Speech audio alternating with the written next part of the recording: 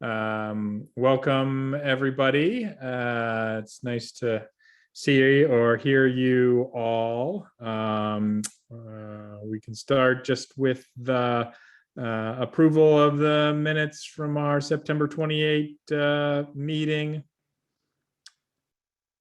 I approve the minutes, or I vote to approve the minutes. Okay. Good. Anybody have anything to add or change or amend on that? Seems good to me. Okay, great. So we will consider those approved, and then go on to any reports and comments of subcommittee. Okay, sorry, I missed my mute button.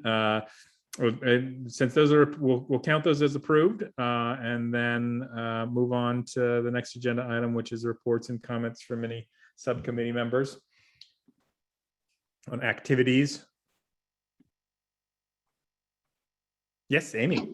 Thank you. So I saw you are already aware that we have our first dialogue coming up. Our first deliberation is going to be on, well, in 2 weeks. 2 weeks from today. And we are going to be looking loosely at critical race theory. More, we're looking at teaching truth and narratives in history. So that's going to be exciting. We're working on an encounter. And we're working on our speaker series. It's starting to shape up pretty well. Let's see. And we're working on our NCTE presentation. So that's what I have. Great, great. The teaching truths dialogue is on what day? Two weeks from today?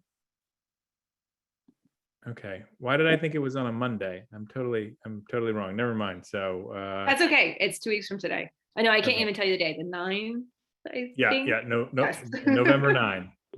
Yeah, I'm all turned around myself. So yeah, that's coming up quickly and nicely. Great. Well, exciting, and couldn't be a more timely or important discussion. So congratulations. Hopefully members of the commission can be there. I'm planning to be there, so that's great. Thank you. Any other reports on activities? I don't have any like positive reports or anything, but I do just want to mention two things. One is that recently I've been notified of several additional incidents that have taken place at EO Smith in terms of either racism or discrimination. So that's somewhat troubling. That as a parent and a community member, I continue to be informed of these. Of course, it's great that they're coming to light, but troublesome that there continues to be issues. But then I suppose maybe on the positive side, and Amy also forwarded this to me, we've also been notified that there is a new reporting method. So there's a tab on the EO Smith homepage where you can report discrimination or racism or things like that. So maybe that's a way that they're addressing this, and maybe it's a positive move. Hard to say. Okay, thank you for that, Heather. Yeah, and I don't know, and this is falls, I think, under our mandate as the town charge subcommission or subcommittee, and potentially then also for the Human Rights Commission as a whole, but we may want to see if we can invite the administration from EO to come present that bias incident protocol, since it is of interest to us. When we did our survey, we had reached out to them to potentially field our survey in their community, and they told us that they were working on a survey of their own, and maybe maybe this is it. I don't know. This is a reporting mechanism is not a survey, but maybe there's an opportunity there for engagement. So, you know, if that's something that Heather, you feel like would be good, we could add that to our discussion for the next maybe full commission, add it to the agenda, and then pursue that. And I have a question, Heather, have you looked for it? I'm looking at our website right now, and I'm not finding it easily. Did you find it? No, I didn't. Okay, I'm gonna keep looking. Maybe Derek can look too. Yeah, there was a direct link in some of the communications, but I haven't tried to look through the front door, which seems like that would be important, is ease of access to that. Right, because I don't, and Derek might be able to respond to this. I don't know that there was another communication that went out only to students. So I'm trying to find that. I'm trying to find the link right now.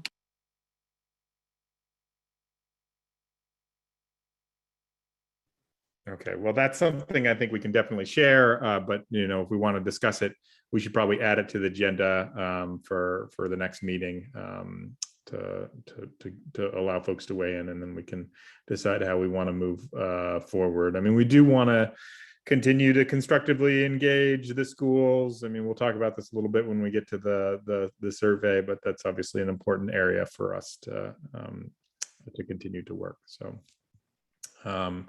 Virginia, do you have anything to report?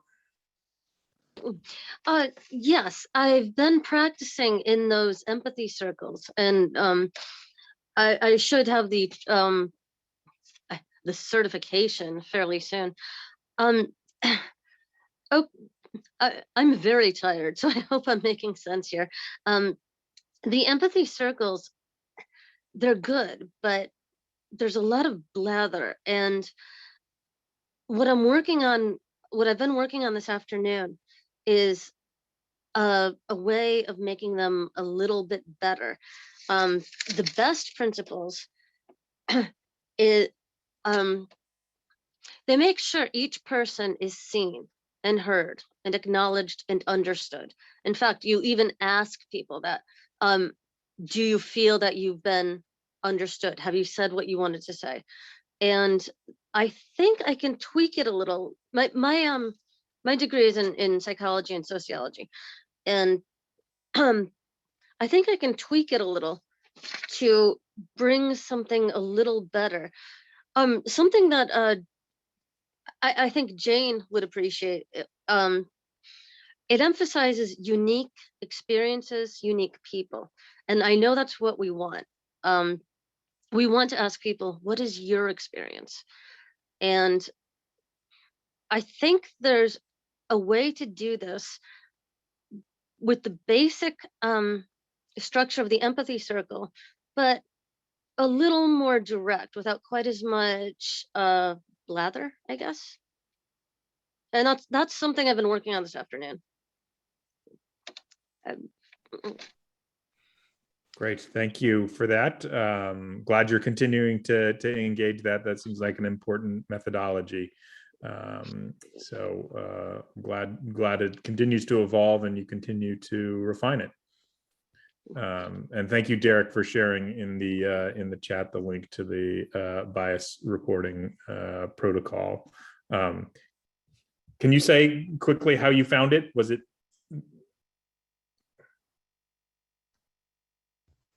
I just searched bias reporting in the search bar that they added to the website. I'm not sure where I found it. I can actually check right. I'm not sure where it's I'm actually going to check right now. It's under the students tab. Okay. It appears. Okay, that's good to know. Thank you. Right. You're welcome.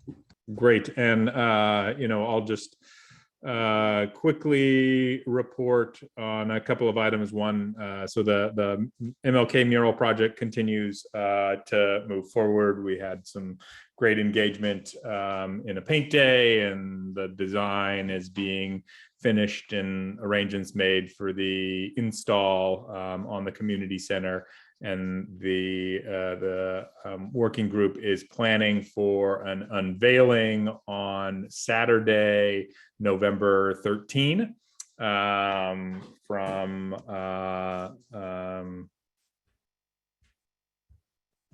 I'm pausing because I'm going to see if somebody in my house can remind me of what the time is. The 13th from 11 to 1. 11 to 1 p.m.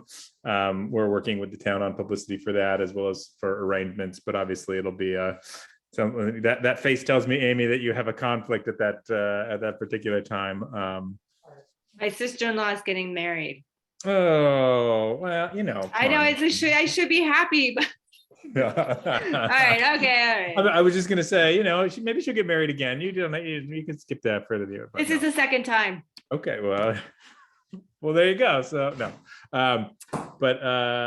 no, yeah, I totally understand, and but we hope that obviously it'll be a good ceremony with lots of engagement and festive, and we're hoping for it to be a good point of inflection around that collaborative work. So we'll be able to share the additional organizing information shortly. And then the other thing I'll report. Yeah, please, Heather. Oh, sorry. I was just wondering, can you send out that information, and how early can we notify like the public so that people can plan to be there? So yeah, so Margaret Chady in the town offices is working on the publicity, and so, you know, hopefully that will be out shortly. We don't have a lot of detail at this point, so that's why we haven't produced anything, but it'll be coming shortly, and hopefully actually by the end of this week. So be on the lookout for that. I will definitely let everybody know, and then we can push it out through all our channels. And are there additional roles that we can play to help with that? There may be some organizational and logistical roles. I think one of the keys will be just to be there, if you can, right? Obviously, you know, in some ways, like the Meet Your Town Festival, or the Celebrate Mansfield, I always call it that. The Celebrate Mansfield is just a great chance for us to meet people, talk about the commission and what it does, since we're the kind of among the lead partners, along with Core Mansfield and the NAACP Wyndham Willimantic, you know, just to be there to you know, work the crowd, as it were. But there may be some organizational setup, breakdown, cleanup, that kind of stuff that we might do a call for volunteers. So keep an eye out for that.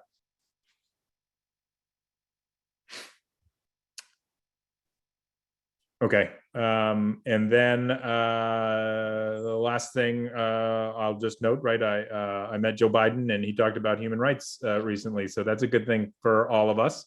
And so I'm anticipating that there'll be opportunities, particularly perhaps around Human Rights Day, for us to message some of what was said at that recent event in our town. That supports the work and activities of local human rights commissions like this one. So that was I think that's a nice segue for us, or a nice point of leverage for us. Okay. Anything else anybody has to report that they thought up at this point?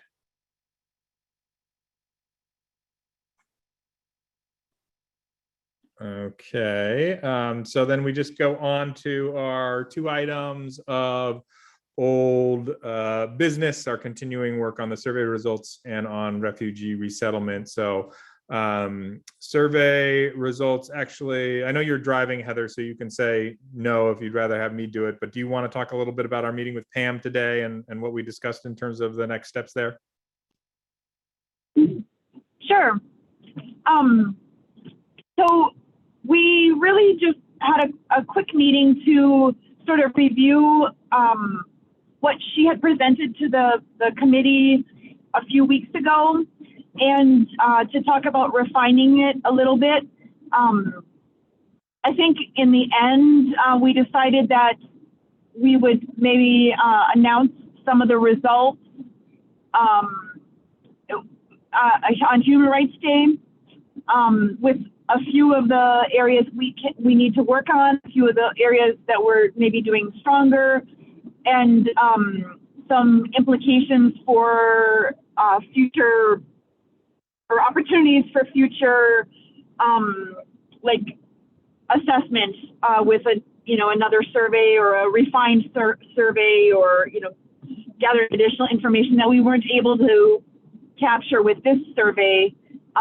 And Pam was really helpful, well, of course, in putting the stats together, but she's going to make some suggestions and send them to us about, things that she thinks we could do a little bit differently in future surveys, or things that we could measure more appropriately. I actually think it's really lucky that she's so willing to work with us. And she's pretty passionate about the topic as well, so it's nice. Great. Yes, thank you, Heather. And yes, right, we are fortunate to have a doc student who works on survey instruments and data in that way, and is capable of doing the more sophisticated analysis. And then more sophisticated quantitative analysis. And then I know, Derek, your work already doing the coding on the qualitative information has yielded a lot of information. And I think, I was just circling back on this because I had neglected it, but we do need to make sure that we're reporting out on that. And maybe Human Rights Day seems like a long way off, but at this point, given everything that we've got going on, it might make sense that that's the primary venue by which we report out on this data. And I'd like it maybe to come in the form of a human rights report of sort, and maybe that can be an annual report that we make that features elements, including what we're learning that the town is doing well, or its achievements, or highlights from progress made with respect to human rights, as well as current challenges, and then maybe make notes about some opportunities or recommendations or possible paths forward. And it doesn't need to be a kind of super extensive document, at least at our first pass, but maybe should be something that we can present to town council and then release to the public on or around Human Rights Day. So I wanted to put that to this group for discussion, if that seems like a good idea. If people have thoughts about the kinds of things that might be included in such a report. And then, to see if there are volunteers to help us move that drafting process forward.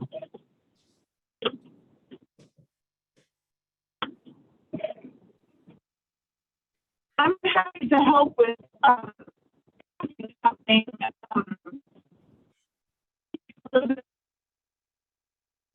So you're I'm sorry, Heather, you're breaking up a little bit. You must be riding through a tough patch there, but I heard you volunteer to draft the entire document and take. No, I think you're back though. Sorry, can you say that again? Yeah, I said I'd be willing to take a stab at, putting together some kind of draft or something, but I just would need a little bit of clarification on what the structure of that would look like. Are you looking for like a narrative, a couple paragraphs, or is there some other kind of special structure or format? Yeah, and we could look for some potential models, but at least off the top of my head, the structure might look like something that's got an executive summary at the top. That's a kind of 2-paragraph, 1-page, high level, overview of the key takeaways from the document. And then, the body would be an introduction that talked about our, the commission and its work and the purpose and objectives, and then the activities that we did to essentially find out about human rights in Mansfield, the data source, the sets that we drew on, and then a section on key findings, right? About again, as we talked about with Pam, a section that says here are things we're doing well. Here are things that we have concerns about. Here are areas which we don't know enough about, or have been identified as inconclusive, to highlight those, and then a section on kind of next steps or recommendations, like here's opportunities for moving forward, or recommendations, or here's what we as a commission might do next. So that's, at least off the top of my head, the basic outline of a document like this, and I wouldn't think it would run any longer than, say, 10 to 12 pages. And maybe there's some 10 to 12 pages. I mean, not of solid. I get sorry to freak you out. We'll do it like my students. You've got like 2-inch margins, and I was gonna say, is it double spaced? And it'll be fine.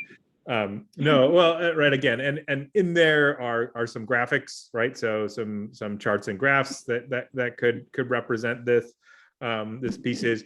There are some extended pull quotes potentially, right, and boxes, right, that provide opportunities for some vignettes about activities we do. So there might be a little vignette about the mural project, or a vignette about your intervention on the maternity services at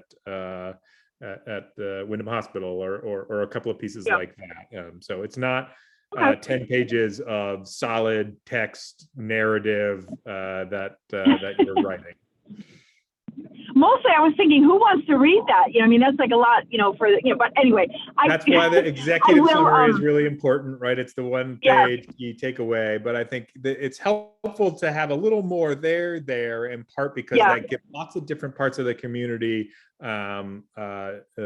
points to refer to and in pursuing their own advocacy. So if we're looking at, for instance, our results from the survey, and coming back to something we said about the schools earlier, right? One of the key findings was, to the extent that people are experiencing or witnessing discrimination in Mansfield, it tends to be in the schools, and that finding, I think, being specific and elaborating on it, will provide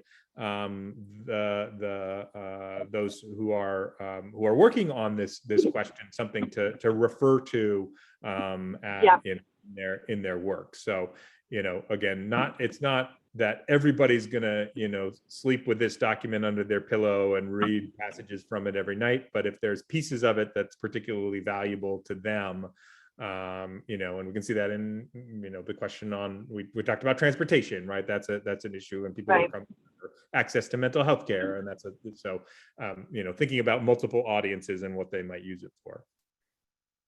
All right, I don't mind taking a stab at it, and I can maybe send you a draft. Is that all right? And then I don't know if once you look at it and make any edits, or anybody else, I mean, I can send it to the whole subcommittee, then maybe we can present it at the next full meeting. I don't know how. Yeah, no, I think that would be good, to have it on the agenda for the next well, definitely the next subcommittee meeting, but we can even preview some of it in draft form at the next HRC meeting, which I believe is November 10, which would be exactly a month before the Human Rights Day. So we would want to give a chance to weigh in there, and I appreciate that, and I'll take you up on you taking a stab at this, Heather. And I'm wondering, actually, I know Derek, you've been doing a great job in and you worked with Jane on the housing report. So I don't know, Heather, if you're open to working with Derek too, but he's you've proven yourself to be an incredible resource for us. So I love that idea, and I have to admit, I was gonna kind of leave a big empty space that said, you know, Derek, insert qualitative information here. So I would definitely love to work with Derek on that, so that, because he's the expert on that, so. That's fantastic. And I was going to offer, if you want another set of eyes, Heather, before, you know, or support, I'm happy to support both of you, you and Derek. Oh, But as you said, great. Derek is the expert in that area, so I completely trust him, and I'm thrilled that he'll be doing this. Great, thanks. I will email both of you, and we can, you know, work out how we can get drafts to each other and work together on this. Great. So that sounds fantastic. Thank you all very much. And again, if there's anything you need in terms of additional resources, models, templates, you know, and I think when it comes to the design of the final document, I would imagine Margaret would also be willing to help us so that we can make it all nice and engaging for potential readers. So, okay. So anything else that anybody wants to talk about with respect to the survey results?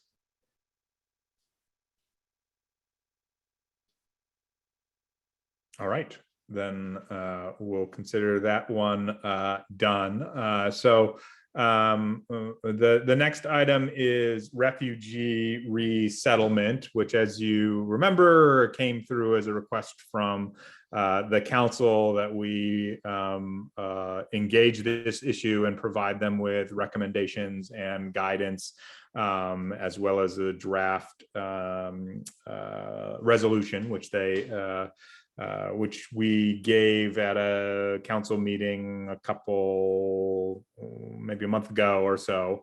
And they did engage with most of our recommendations, from what I can tell. They adopted the resolution with some slight tweaks. They have designated a staff lead on these issues, which I believe is the Director of Human Services, and have continued to meet with you know, the various multi-sectoral stakeholder elements of it. One additional recommendation that we made was to make this a part of a larger initiative to make Mansfield a welcoming community for all forms of all newcomers, essentially, whether they're resettled refugees, asylum seekers, immigrants of any documentation status. And one resource we had pointed them to was the organization Welcoming America, which runs a kind of collaborative network of municipalities to support their efforts to, you know, become essentially newcomer friendly, right? So, and they have a variety of tools and trainings for that. One of them is what's called the Rural Welcoming Initiative, which is, as the name suggests, targeted at rural communities rather than at cities where a lot of this tends to happen. And they have an application process for a cohort based model where they have some grant funds to support. You apply for it, and then you can join this group that gets a higher level of engagement, direct coaching, that kind of assistance. And the applications just opened up at Welcoming America, and I confirmed with the town manager that the town is intending to submit an application to participate in that. So I think that's all positive news, you know, and at this point, you know, I think I'm just monitoring how it's going, and, you know, they're aware that we're available for additional supports. But I wanted to keep this item on our agenda and it's called Refugee Resettlement in our agenda, but I think really it's about the broader welcoming initiative, because I think we know that that's tied to so many of our key human rights concerns. To see if there were pieces that folks were interested in, had questions on, wanted to discuss, or to initiate programming around. So that's essentially what this is doing here. So open to thoughts, comments, questions at this point. I had a maybe concern. I'm not sure, because I was kind of getting information, secondhand, and I may have some of the details wrong. So, please take all of this, with a grain of salt, I guess. But I had heard that Representative Haddad met with some people from Yukon and somebody or some people from the town, and there was some kind of proposal to rehouse like 10 refugee families, Afghani families, in the what was the graduate apartments that are going to be torn down at some part, and right now they're like COVID, they're reserved for like COVID precautions or something. And Yukon and the town ultimately said no, and there was some kind of discussion about the concern of finding jobs for the people, and I just was concerned because it didn't sound like all of the information that they were getting was accurate.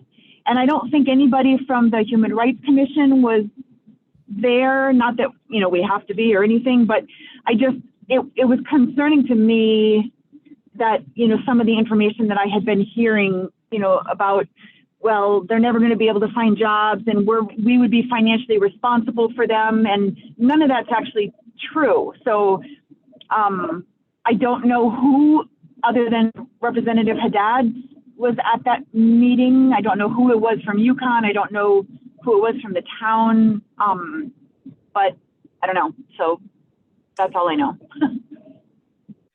Yeah. So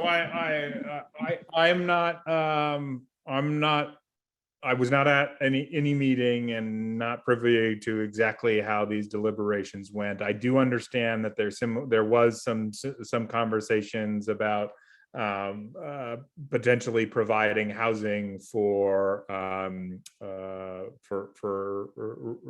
Afghan refugees at the Yukon Stores campus. But what decision was made and why it was made, I am not aware. I mean, I do know generally that there is a good reason to not want to house resettled refugee families in housing that's intended for college students for a variety of reasons, and so I think the questions at stake and how they're resolved are multiple. I do believe that there is an ongoing effort, and it is being led by, as it should be, the Quiet Corner Refugee Resettlement group to resettle incoming Afghans in our town and our region. And that the ongoing coordination with the town and now the universities participating in that is helping to facilitate this potential. But it sounds like maybe Heather, you would be interested in having the Human Rights Commission more represented at these conversations. Is that what you'd like to see? Potentially. I don't know, because we don't really have any, we make recommendations and don't necessarily make decisions, and I'm not sure. I was, as long as the right people are at the table, I think that's fine. I know that QCRR is fantastic, and they're up and moving and, essentially very close to ready to welcoming at least one more family. They're all wonderful, and, we have experience now with 3 previous families, so that's helpful. But I just was concerned, and I want to make sure that the right people are sitting at the table, because when I was hearing things like, we would be responsible for, finding them jobs, I was like, no, or we would be responsible for paying for their, their livelihood or whatever. I was like, no, that's not true. Yeah. And it is true that it's actually a complicated question depending on their exact status, right? Formally designated refugees do have access to public benefits, but there is an evolving policy context for what they refer to as the so-called humanitarian parolees and the special immigrant visa Afghan resettled groups. And so there are some unknowns in there that I think any responsible community who was going to accept resettled families should be prepared to bridge any gaps that might appear in their financial and other material needs, just because. Yeah, that's a good point. So, whether it comes to play or not, I would say we're better off prepared, and people should know that up front. But it sounds like, at the very minimum, what we can do is put this on our full commission agenda for next time, and perhaps invite someone from the town, perhaps the new lead person, to come and report to us what's happening in that space, so that we can stay appraised, and then we can also then lend our support to whatever might be needed in that regard. Again, this came out of a set of recommendations we made, so I think it's totally appropriate that we have some stake in making sure that the goal of being a welcoming community for these and other newcomers is being fulfilled. Yeah, great. Okay, so thank you for raising that, Heather. I think that's a good point. Okay. Other thoughts, questions, input on this particular issue? Okay. So if that's the case, then we're at the end of our regular old business item, and I don't know that we have anything else on the agenda, but I do want to pause and see if Derek, if there's anything you want to report or share, or any questions you have. I don't have anything at the moment. All right, great. Well, thanks for being here as always, and your support of our work. And if that's the case, if there's unless other people have anything else that's occurred to them after these 40 minutes. They want to get on the record here. All right. Well, with that, then let's call it an evening, folks. What do you say? Okay. Sounds good. All right. Thank you all. It's great to see you, and look forward to seeing you again soon. Have a good night. Hey, Derek, are you still on? Yes. Are you in the E.O. Smith Chamber Choir?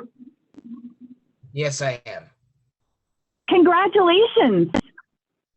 Did you hear about the award?